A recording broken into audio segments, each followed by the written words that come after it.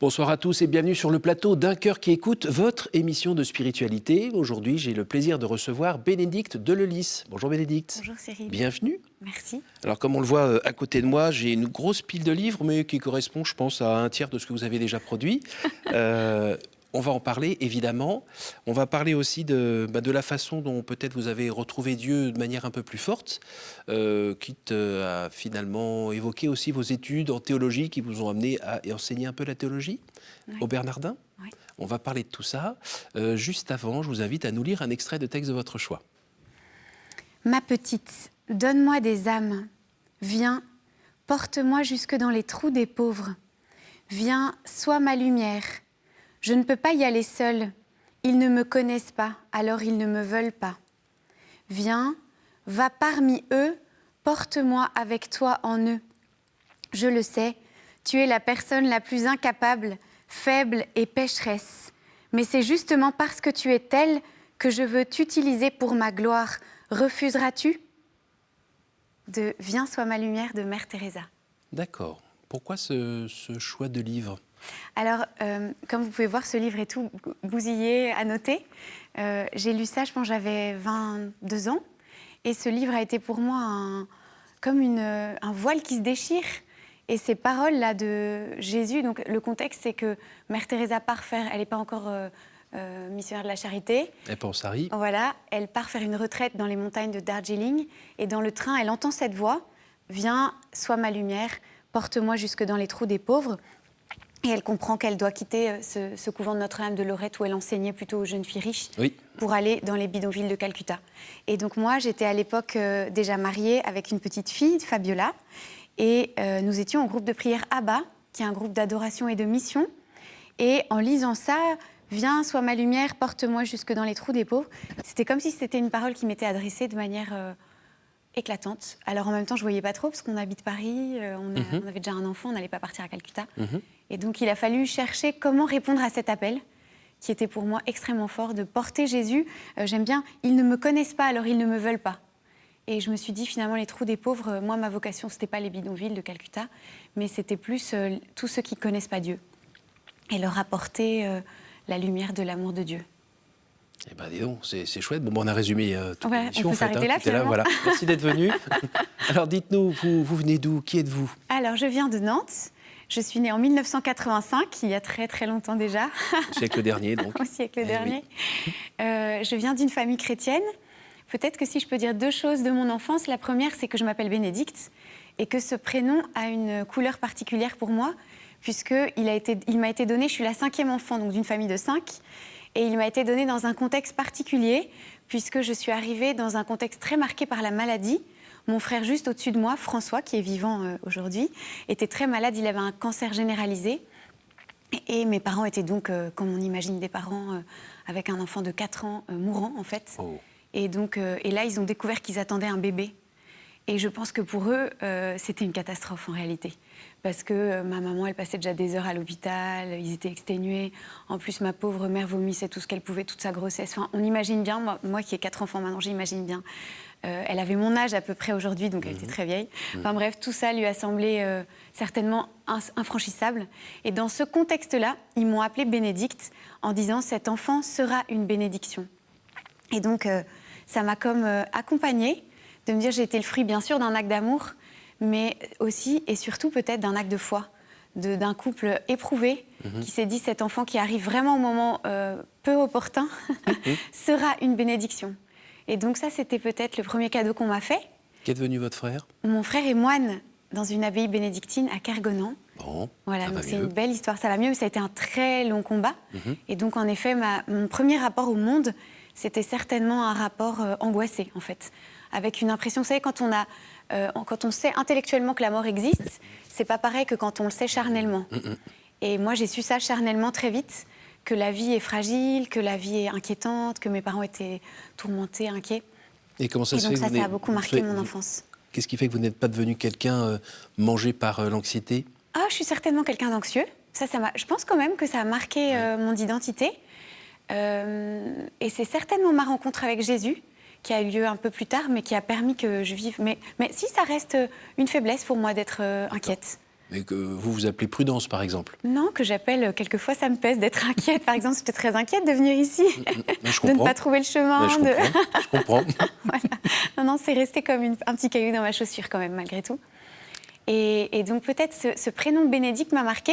Et le deuxième cadeau que mes parents m'ont fait, c'est que comme mon frère était mourant, enfin il était en bulle stérile, et il allait avoir une greffe de moelle épinière.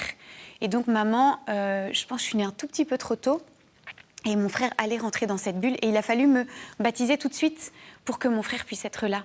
Et donc ce second cadeau, qui m'émeut beaucoup en fait, c'est de me dire à 2 ou 3 jours j'ai été baptisée.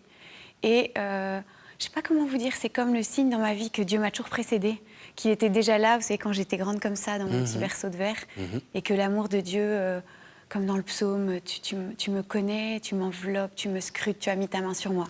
Voilà, c'est un peu cette expérience. Dieu avait mis sa main sur moi, comme sur tellement de gens baptisés. Voilà.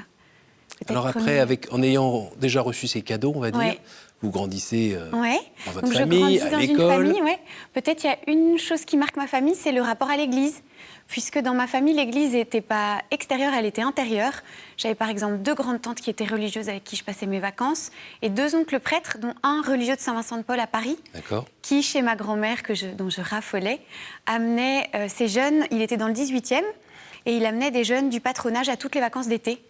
Et donc j'ai connu ça comme un air qu'on respire, un homme qui est prêtre, mais qui est mon oncle, qui a des défauts, qui a des limites, qui a un cœur merveilleux. Mais comment vous dire, l'église n'est pas dehors chez nous, l'église est dedans. Et pas que le dimanche. L'église n'est pas que le dimanche, mais surtout l'église est faite de gens comme vous et moi, qui sont faibles, dont on n'attend pas la lune, mais qui ont consacré leur vie au Seigneur avec leurs limites. Et ça, pour moi, c'est l'église, mais je ne sais pas le formuler encore. C'est juste l'air qu'on respire. Et donc, ce prêtre qui a beaucoup marqué mon enfance, qui maintenant est au ciel, Dominique Chéreau, qui est donc religieux de Saint-Vincent-de-Paul, et qui, le matin, allait se baigner, et l'après-midi, confessait les jeunes du patro. Ça a quand même un souvenir très fort. Puis c'est ancré, c'est charnel, c'est dans le Ouais, temps. exactement. Donc en fait, peut-être la mon vraie rapport vie. à la foi, il est charnel, comme Pas juste, mes parents étant cérébral. chrétiens tous les dimanches. La liturgie est quelque chose de charnel aussi pour moi. Vous savez, comme la maison de campagne de la grand-mère, il y a un parfum. Bah voilà, moi je rentre dans une église, je suis à la maison. En fait, dans toutes les églises du monde, je suis à la maison. Donc ça, c'est peut-être en fait un rapport à la foi charnel, en effet. Et vers, je sais pas, 16, 17, 18 ans, vous avez un blouson en cuir, des jeans à trous et une Non. crête. Alors, ce qui se passe vers 16, 17, non, peut-être plutôt vers 13 ans, ou même avant, un tout petit peu avant, c'est que dans ce contexte familial très particulier, moi, une petite fille au cœur très ardent, je pense, et très tendre, je m'attache passionnément à mes grands frères et sœurs au-dessus de moi. Et il arrive quelque chose de tout à fait naturel, mais qui pour moi est un immense drame. Ils partent. Ils partent, ils se marient, et donc quelque part ils me remplacent. Et moi, leur petite sœur chérie, qui les adorait, je vis ça, alors que c'est la vie, tout le monde vit ça, mais je vis ça comme un drame. Un abandon. Affreux. Et donc un souvenir. Donc à l'école, je suis très joyeuse. Une de mes grandes tantes, avant de mourir, m'avait dit, Bénédicte, à l'école, ce qu'il faut que tu fasses, c'est beaucoup, beaucoup de bêtises et beaucoup t'amuser. Donc ça, je prends ce commandement, ces dernières volontés de ma chère tante à la lettre. Donc à l'école, je suis chez les Dominicaines du Saint-Esprit à Nantes, des religieuses merveilleuses qui m'ont énormément apporté, qui m'ont façonnée aussi. Et donc je m'amuse beaucoup. L'école est un lieu de joie et de fête pour moi, et de rire, et d'amitié. Mais au fond de moi, il y a cette immense tristesse que je camoufle derrière un joyeux sourire, parce que mes frères et sœurs sont partis, et que déjà ce contexte familial était quand même un peu difficile.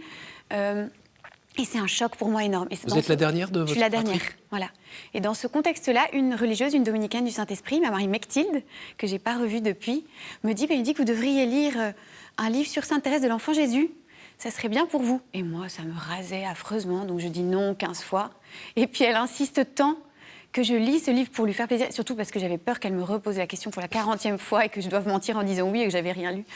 Et donc je lis, et je me rappelle très bien, j'avais une chambre qui était mansardée en bois, et je me vois encore dans cette chambre lire et me dire comprendre avec Thérèse que Dieu m'aime. Donc ce rapport charnel à la fois, c'est pas pour autant que c'est un rapport personnel. C'était comme comme une maison de famille, comme un parfum qu'on respire, mais c'était pas devenu ma vie. Oui. Et peut-être c'est la première pierre, Dieu m'aime. Alors ça, j'étais stupéfaite. Et donc je me rappelle très bien de fondre en larmes, et donc comme une consolation immense de ce chagrin et cette peine de ma famille qui était un peu dispersée, où j'étais plus l'enfant chéri. Enfin si, je pense que je l'étais encore, mais mes frères et sœurs avaient une amoureuse, des enfants après. Une expérience un peu de solitude existentielle. Ah oui, très très forte, ouais, vraiment. La vraie, où plus personne. Enfin, Ouais, il y a et au fond, on la vie est ressent finie. l'incommunicabilité Oui. des êtres. Et au aussi. fond, la vie est terminée pour moi. C'est très étrange. Je me souviens de ça très bien. Et ça m'a aussi éclairée parce que les enfants, on ne sait pas formuler.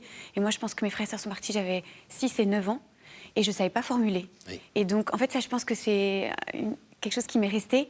Cette grâce de savoir formuler une peine, parce qu'à l'époque, je ne sais pas formuler. Et au fond, j'ai l'impression que ma vie est terminée. Enfin, ça n'a plus aucun sens. Et maman, donc, on voit rien, papa non plus? Peut-être on n'est pas à l'époque où on a beaucoup ce... Oui. Voilà, on ne dit pas ça. Ma maman, c'est une femme digne, bien élevée. Elle est elle-même certainement triste que ses enfants soient partis. Elle fait de son mieux. Peut-être qu'elle ne voit pas, ou elle voit, mais elle ne sait pas... Donc on met les états d'âme un peu par là Voilà, et on avance. va de l'avant. Exactement, et on ne se plaint pas. Et donc voilà. Et donc du coup, la vie continue. Et donc ça, c'est une lumière. Et puis il y a une deuxième lumière qui est en troisième, une lumière qui là pour le coup me renverse, et qui est une femme auquel vraiment je dois beaucoup et que j'ai finalement peu connue, mais qui est arrivée dans ma classe, qui avait aujourd'hui mon âge, je pense, qui me semblait vieille à l'époque, et qui arrive dans ma classe de troisième. Elle était veuve, elle avait 4 enfants, elle venait de perdre son mari, et elle était une amie de Claire de Castelbajac. D'accord. Et ce qui me frappe, donc qui était morte déjà Claire, mais elle avait connu Claire dans sa jeunesse, et ce qui me frappe, moi qui suis une jeune fille, c'est que cette femme ne peut pas me mentir puisqu'elle est veuve. Et donc elle avait pour moi une autorité, parce qu'elle avait traversé des choses terribles que moi je pressentais déjà très bien, puisque j'avais quand même aussi traversé des choses, la maladie et la mort, c'était quelque chose que je connaissais. Et elle était devant nous et elle était joyeuse, peut-être premier point. Et on voyait que Jésus était quelqu'un de vivant et remplissait sa vie. Ça m'a beaucoup, beaucoup frappée parce que c'était pas une femme anéantie, alors qu'à mes yeux, elle aurait eu tout lieu de l'être. Oui. C'était une femme debout et Jésus était vivant. Et là, elle nous donne le témoignage de Claire de Castelbajac et elle nous raconte la vie de cette fille qu'elle a connue. Et pour moi, le voile se déchire et je me dis, c'est cette vie que je veux. Alors vraiment, ça, je m'en rappellerai toujours. J'étais près de la fenêtre et je me dis, oh, Claire, mais parce que du coup, une jeune fille qui me ressemble, parce qu'elle est normale, elle est normale, quoi. Et elle a des grandes amitiés comme j'en avais. Elle fait la fête, comme je sentais que j'allais vivre. Et elle rencontre Jésus. Jésus est sa joie. Elle a cette espèce de pureté de vie et de cœur magnifique. Et de grâce, de joie, d'amour de Jésus. Et pour moi, c'était comme une sorte de choix définitif. Alors après, bien sûr, la vie est... bien sûr que, hélas, on pêche, on tombe, on se relève, mais il y a quand même cette lumière à ce moment-là de venir, c'est cette vie. Alors, vous venez de parler de Sainte Thérèse Ouais. et de Claire de Castelbajac. Ouais. Il y a 2 livres qui sont sortis là récemment voilà. aux éditions MAM. Ouais. Voilà. Donc, aux éditions MAM, c'est plutôt Graines de Saint, c'est plutôt il y a longtemps, Thérèse, et aux éditions de l'Emmanuel, Thérèse pour les collégiens plutôt. Ouais. Voilà, oui, parce qu'en fait, on le voit ici, là, on va juste dire un petit mot quand même sur votre production. Là, le tout dernier, si je ne me trompe pas, c'est Basile et l'enfant roi, aux éditions MAM. Ouais. Donc là, c'est avec l'histoire qui est lue. Conte, voilà. Un conte. Ouais. Il y avait aussi Fioretti d'espoir, Chronique spirituelle pourtant troublée, ça c'est lié à votre collaboration avec Famille Chrétienne. Exactement. Voilà. Qui a duré combien de temps? Et qui est encore, je pense que ça fait 4 ou 5 ans. 4 ou 5 ans. Ouais. Et puis il y a 2 livres qui avaient aussi beaucoup marché. Lettres aux mamans aux éditions MAM à nouveau. Et Lettres à ceux qui attendent la consolation. Je crois qu'il y en a une 3e aussi. Oui, Lettres à ceux qui ont la vie devant eux, qui est plus pour la jeunesse. Qu'est-ce que vous avez écrit dans la lettre aux mamans? Ah, la lettre aux mamans. La lettre aux mamans, c'était... il me semblait que les livres pieux regorgent d'histoires de religieuses qui ont été saintes en ramassant une épingle et en allant à l'office. Et moi, qui donc était, après tout, la mère de famille, et qui avait une vie à éplucher des pommes de terre et à ramasser des miettes sous la table et à essuyer des rhumes, eh bien, je trouvais qu'il n'y avait rien à me mettre sous la dent pour voir comment est-ce que ma vie peut être une vie sainte, comment est-ce que c'est un cadeau pour l'Église, comment est-ce que je rencontre Jésus d'une manière particulière, ou même comment je suis signe de Jésus de manière particulière, qu'est-ce que j'ai goûté du visage de Dieu comme maman. Et il me semblait qu'il y avait quelque chose à dire à ces mamans, et voilà pourquoi j'ai pris la plume. En fait, c'était vraiment comment il me semblait que la vie chrétienne se déploie de manière particulière dans cette maternité. On goûte quelque chose de spécial de Dieu. Et là, aujourd'hui, si vous pouviez me donner 2-3, justement, moments où on goûte cette présence de Dieu dans le fait de changer la couche du dernier, ou de terminer la journée à 22h avec, enfin, on peut se poser un petit peu, et encore un enfant qui arrive parce qu'il a mal à la tête ou il a un problème pour l'école le lendemain. Ça sent le vécu, ça, non? Non. Alors, et qu'on est un peu ruiné physiquement, par exemple. Oui, en fait, c'est ça. Je suis complètement d'accord. En fait, la maternité, c'est vraiment une expérience où on touche ses limites. On peut mentir à personne, en fait. On ne peut pas paraître sain parce qu'on est rincé physiquement et les gens nous voient dans le quotidien nous énerver et avoir nos 1000 défauts qui ressortent parce qu'on n'a pas dormi. Et donc, c'est déjà, je pense, une vraie école d'humilité. Ça me semble très frappant. Où on peut mentir à personne, où on n'a pas de masque. et une école. Alors moi qui étais la dernière de ma famille, j'étais un peu tir au flanc pour le service et je trouve que, comment dire, ça m'a appris à me donner. Ça m'a fait me quitter moi-même, ça m'a obligée. Donc se décentrer. Ah oui, et puis ce qui me frappe vraiment, c'est qu'en fait au fond ça a été une rencontre pour moi avec qui est le Christ, qui... Ceci est mon corps livré pour vous. En fait, pour une mère, c'est très concret ça, puisque cet enfant, on le porte, Oui. on l'allaite, si on y arrive, quelquefois on n'y arrive pas. Et on le met au monde dans la douleur, on est abîmé même physiquement. Il vous a pris 2-3 réserves. Ah oui, et puis ça se voit qu'on a mis au monde des enfants. Enfin, donc ceci est mon corps livré pour vous. Il me semble que les mamans, elles savent charnellement ce que ça veut dire. Donc c'était une des parties de ce livre, montrer comment en fait c'est une rencontre avec le Christ, unique en fait. Et que ceci est mon sang versé pour vous, après un accouchement, on voit très bien ce que c'est. Dans l'extrait que vous avez lu tout à l'heure, Oui. Il y a donc tout d'un coup cet appel à annoncer la bonne nouvelle, à partir en mission. Oui. Donc le fait d'avoir à s'occuper de ses 4 enfants, un petit peu de son mari. Oui, ah oui, c'est plutôt lui qui s'occupe de moi. Voilà, il y a encore la mission. Oui. Elle s'incarne comment aujourd'hui? Alors, en fait, c'était... donc nous avons fait, je l'ai dit d'entrée de jeu, partie de ce groupe de prière à bas. On était tout jeunes mariés. C'était dans une église à Paris, une paroisse parisienne? Saint-Étienne-du-Mont, c'est un groupe d'adoration et de mission. Et je pense que ça a renversé notre vie de famille. On est arrivés, donc on avait cette petite Fabiola qui ne marchait pas encore. Et nous, je sais pas, on était jeunes. Moi, je me suis mariée à 20 ans, donc j'avais, je pense, 22 ans et demi, 23 ans. Et on n'avait pas du tout envie de vivre une vie plomb-plomb. Ça nous rasait complètement. Les équipes Notre-Dame, ce qui doit être très beau. À l'époque, c'était pas du tout pour nous. On avait besoin d'un truc un peu fun. Qui bouge un peu, quoi. Voilà. Et donc, on est arrivés parce qu'on a été appelés par un ami merveilleux qui s'appelle Florent et qui nous a repérés en se disant, tiens, on va appeler ces gens. Parce que c'est un groupe où on appelle. Ce qui est très beau, parce que c'est une expérience de l'Église, en fait, d'être appelé, pas de dire j'arrive, olé, mais d'être appelé comme Jésus croise ton regard et te dit viens. Donc ça, c'était très fort. On a été appelés, on est arrivés là et on a eu un coup de cœur. Ces jeunes étaient magnifiques, ils vivaient. Donc c'est très exigeant parce qu'on doit vivre le chapelet quotidien, la messe quotidienne, l'oraison quotidienne, et on est au service de l'adoration. Et nous, en fait, ça nous a renversés, parce que donc, on a été engagés là 7 ans. Donc 7 ans à essayer de vivre le chapelet quotidien, la messe et tout, en fait, ça a changé notre vie. Et à partir de là, donc, ce qui était peut-être, je peux dire 2 choses, ce qui a été extraordinaire pour nous, c'était la mission l'été, donc avec notre petite Fabiola qui grandissait. On a eu, elle était là avec nous seulement pendant 6 ans que toute seule, puis après on en a eu 3 autres. Et donc on l'a trimballée partout. Elle prenait son bain dans des bassines en fer, on annonçait Jésus. Donc l'idée, c'était de dire aux gens, le Christ est là dans l'église, il vous attend, il vous aime tel que vous êtes, venez, et de faire connaître l'Eucharistie. Et nous, donc on a fait ça dans des écoles. Mon mari a fait ça dans des prisons, par exemple, en trimballant un grand ostensoir sous les rayons X. En fait, ça nous a infiniment marqué. Ah ouais, très, très belle expérience. Du coup, on faisait ça pendant les week-ends, à Noël, voilà, dans des marchés de Noël, dans des lieux divers et variés. On a rencontré toutes sortes de gens. On tenait leurs glaces, leurs chiens, pour qu'ils aillent rencontrer Jésus. Et en fait, finalement, c'était pour lui comme pour moi. On ne voulait plus faire ça seulement un moment ponctuel. On voulait faire ça toute notre vie. Et donc, il y avait cet appel de Mère Teresa qui, pour moi, était lancinant. À la fois, j'ai fait l'école du Louvre, donc je faisais de l'expertise de bijoux. Enfin, c'est un peu prétentieux de dire ça, parce que j'étais toute jeunette. Oui. Je commençais à apprendre ce métier. Et au fond, ça ne me satisfaisait pas. Je voulais donner ma vie au Christ. Et puis, en même temps, j'étais mariée. Donc, je me disais, c'est bizarre, on ne peut pas donner sa vie au Christ quand on est marié. Enfin, bref, puis je ne savais pas très bien. Et un évêque auxiliaire de Paris a vu cette petite jeune fille, voilà, et il y a eu une espèce de regard de foi extraordinaire sur moi. Je suis très reconnaissante de ça, de se dire, elle peut peut-être apporter quelque chose à ce diocèse. Et donc, il m'a dit, viens, viens, si tu veux, je t'appelle. J'ai besoin de gens pour annoncer l'évangile dans ce diocèse de Paris. Et moi, j'ai dit oui. Et du coup, j'ai fait 8 ans de théologie dans la foi complète, sans savoir du tout où ça allait me mener, en répondant à cet appel, qui chaque année m'était réitéré. Chaque année, je disais, est-ce que je continue? Et chaque année, on me disait, oui, viens.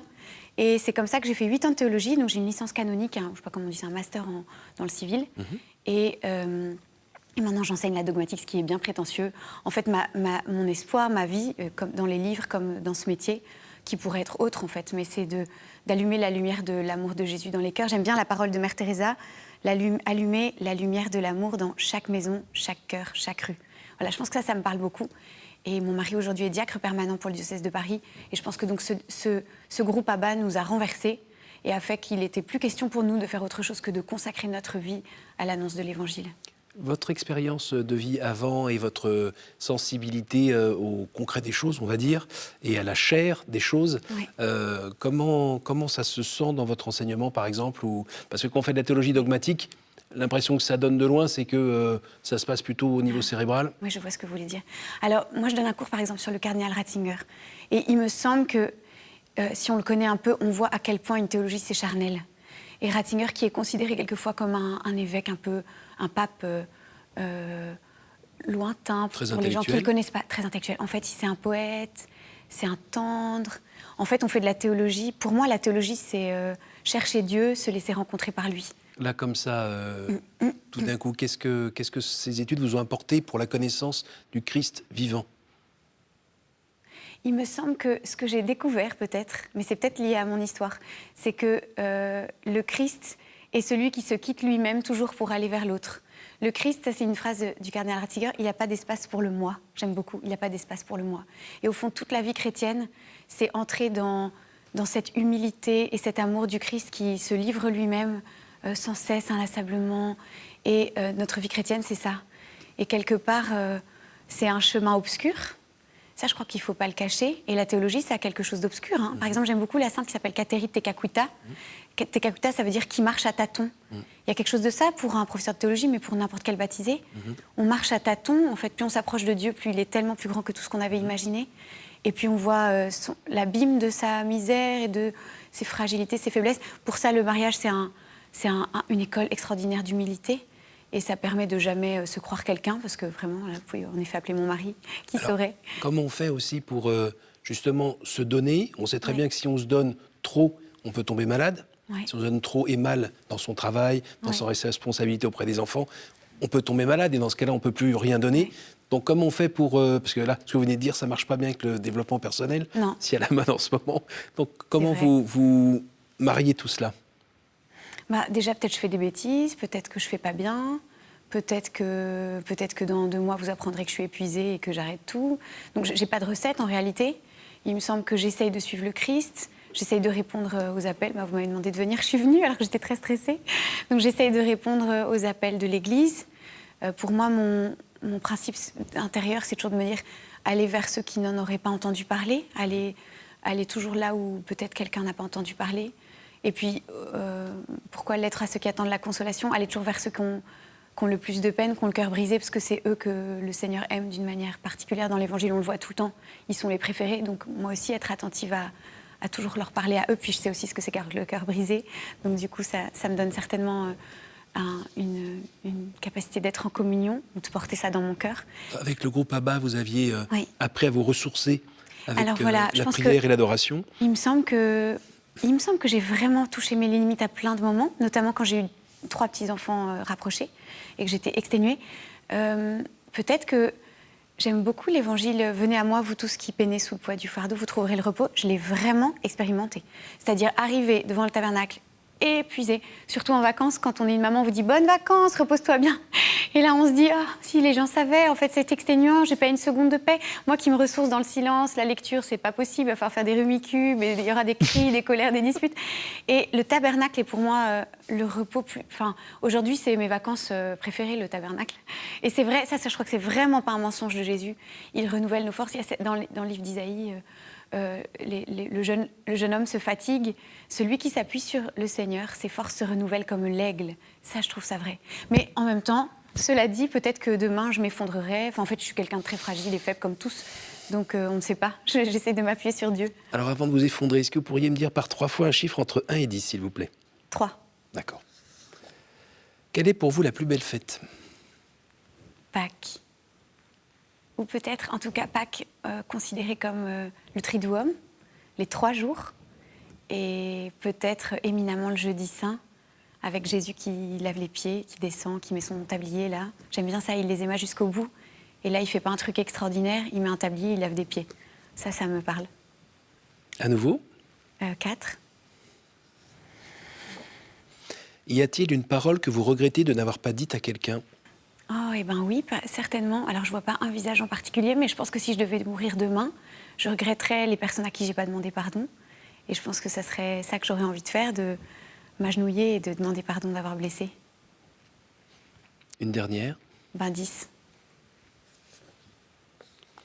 Quelle image vous faites-vous du paradis, Bénédicte? Ah, elle est géniale, une fête Une rencontre avec le visage de Jésus qui dit « Avance tes mains, vois mes mains, mets tes mains dans mon côté ». Ça, j'espère vraiment qu'il me dira ça. Merci beaucoup Bénédicte, merci d'être venue jusqu'ici, dans votre emploi du temps. Voilà, merci à votre mari. Merci de votre accueil. Et aux enfants qui ont réussi à vous prêter un petit peu. Merci beaucoup. Merci. Alors, je n'ose pas rappeler tous les bouquins que vous avez écrits, mais il y a notamment donc, aux éditions MAM le livre sur Thérèse de Lisieux. Non, c'est pas MAM, aux éditions d'Emmanuel. Sur Claire de Castelbajac, un petit Claire de Castelbajac. Un conte d'hiver, Basile et l'enfant roi, qui a donné largement pour évangéliser, faire connaître l'enfant Jésus. Donc ça, c'est pour la jeunesse. Et puis, le livre des chroniques, Fioretti d'espoir, les lettres et la petite collection des lettres, lettres aux mamans, lettres à ceux qui attendent la consolation. Voilà. Merci Bénédicte. Merci Cyril. Merci à vous tous pour votre fidélité. N'hésitez pas à retrouver cette émission sur notre site internet ktotv.com. Et moi, je vous dis rendez-vous la semaine prochaine.